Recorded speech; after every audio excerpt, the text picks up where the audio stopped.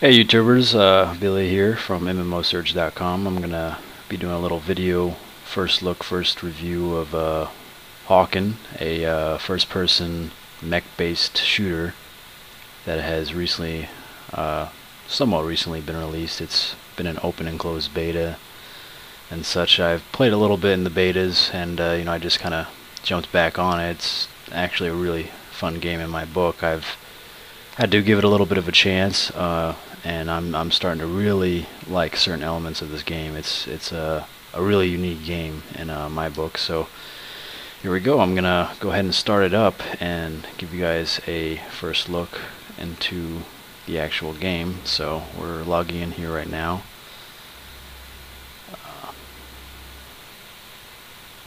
Syncing account.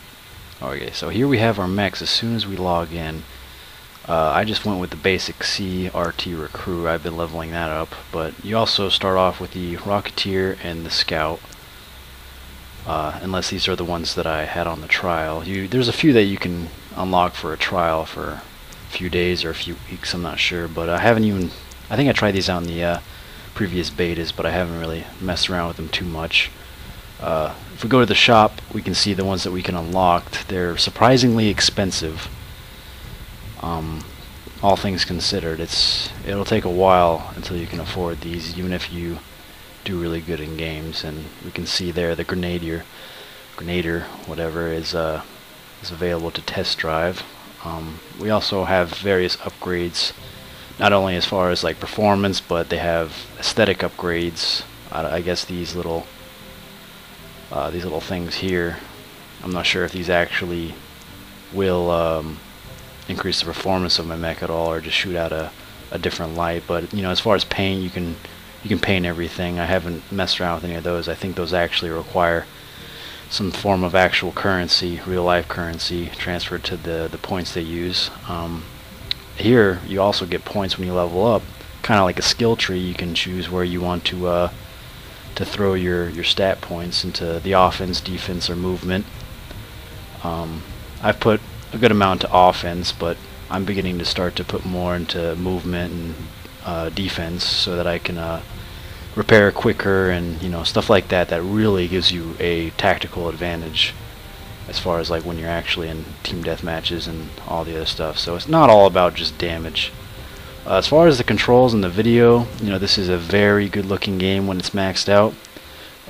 My computer has no problems playing it maxed out, top of, everything on ultra. But as far as the graphics quality when that's on ultra, there's a lot of, in the physics particles, there's a lot of things that really mess me up. I mean, as far as the grain, it becomes unclear, not so clear, and things like cockpit lag, I believe, and camera shake level, I really have no need to turn those up. It might have a more realistic effect, but as far as me actually playing the game, it would probably make me irritable after a while, being hit and being shaken up and stuff like that. So as far as being able to enjoy the game, I mostly turn down all effects that seem to like pretty much impair how I play.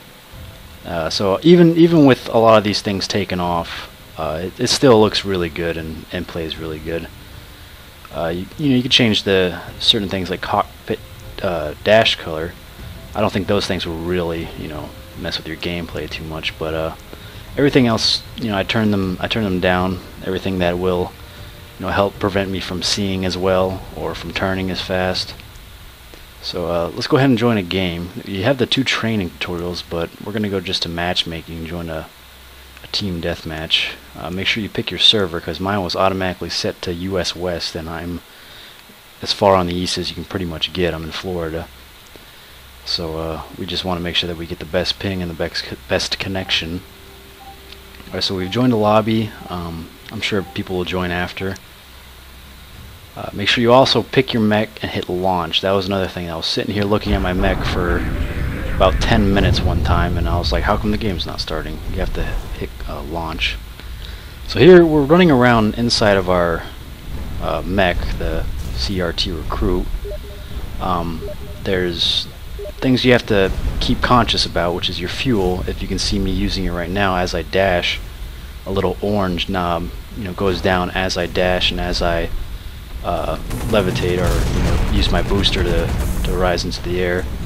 And also your health, which is that number that's 577 right now, 555 going down.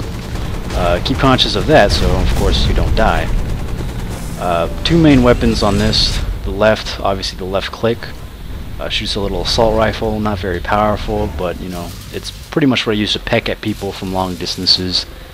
And I use the right click to launch a rocket, which really does the damage once I figure that I can actually hit them and land it. So we're really far away from here, straight hallway. I might just shoot a rocket, might hit, might not, but we're not in any real situation to where I need to conserve rockets, so not really too bad spamming them down these halls. The maps, most of them appear to be like cities, kind of ruined cities.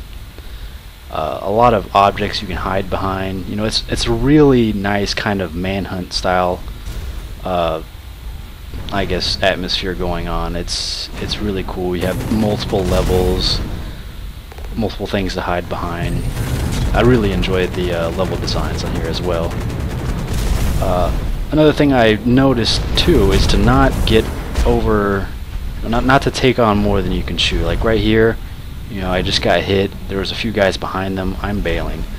I'm gonna dash away and repair. And repairing is you'll pretty much hit a button. I think it's C by default, and you can pretty much get repaired. You see my health going up on the right there to max. If you feel that you are outnumbered and that you can get away, that's probably the best thing that helped me so far, even though I'm only level 9 or 10, to get better at this game, even though I just pretty much started. I see that I can take this guy, so I'm going after him, no problem. But as far as taking on someone new, like here, I guess I thought that guy wouldn't see me, but he actually did see me. I was trying to hide and repair, because if I took him on knowing that he couldn't have seen me when I was repairing it, probably would have ended the same way. I'm not sure what these things are. I think similar Christmas things have been appearing recently.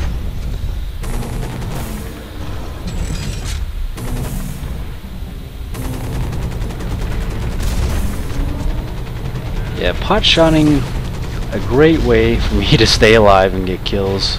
Might seem kind of cheesy, but at the same time, it's kind of mindless, zombie-like, to just run out and just shoot to the death. I mean, it might be fun, but I noticed that when I first tried this game, I just went and took everybody on, and that's not going to keep you alive. You're going to get really annoyed because people will, especially bigger mechs with more offensive power, are just going to wreck you. So, being that this is probably one of the lighter mechs, faster mechs, as far as having a lot of fuel, moving fast, you gotta stay agile and pick your fights wisely, I guess you can say.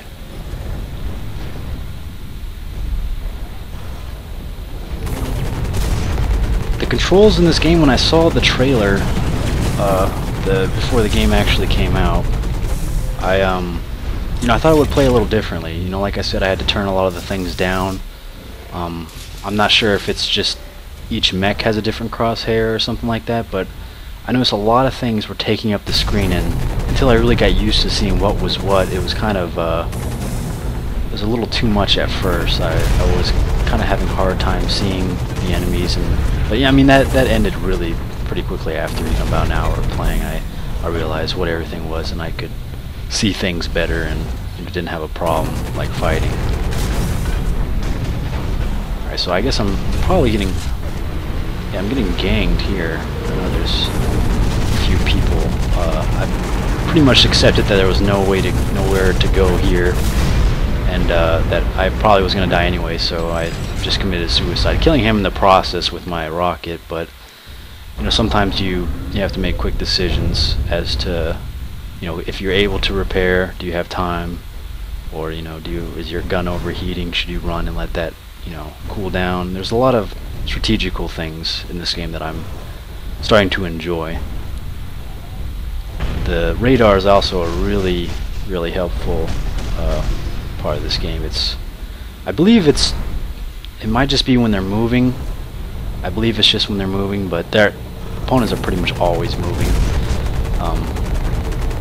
if they're not, they're probably just repairing or something like that. So it's good to be conscious of the radar. I'm constantly looking at the radar and trying to see where people are, because you know, that'll determine how the fight goes. In a lot of cases, sometimes you can just pop out from above and, you know, shoot a rocket, and, you know, they most likely won't be able to defend unless they're, you know, are able to get away, recharge, and, you know, pull off some strategic maneuvers.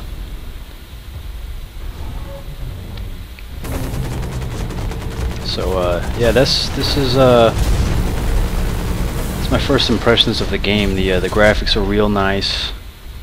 In the little time I've played this game, it's been pretty fun. At first, it was a little confusing. There's a lot of things on the screen to keep conscious about.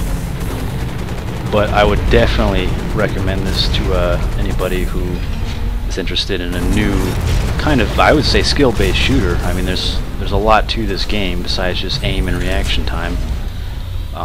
Otherwise, most people wouldn't be getting the kill-death ratios that they're getting. It's really, you know, you have a chance when you're trying to defend yourself. Someone comes up at you, you have a chance to either get out of there or, you know, win the battle, which I really like. I don't like just someone who comes up behind me, you know, knowing they're going to kill me no matter what. So that's a really positive note of this game. Graphics are great, sound is great, gameplay is good. You might have to turn the settings all the way down if your computer is not, you know, really good, but I do that anyways, like I said, just so that it plays better as far as you know, things I can and can't see.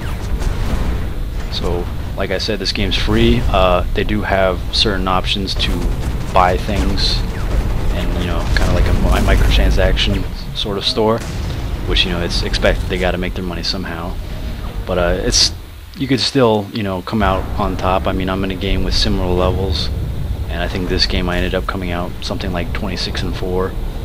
So whether or not people who have dumped a lot of money into the game, whether or not they'll have a huge advantage or not, I don't really think it's as, you know, I don't think there's any weapons that you can get for paying for real money that you can't already earn with normal EXP. Don't quote me on that though, but either way, it's a lot of skill involved. So go ahead and check it out. I'm gonna let this video play out. So if you want to keep watching some gameplay, go ahead. Please check out MMOsurge.com or subscribe to this channel if you want to see more videos on somewhat new upcoming games. So yeah, thank you for watching.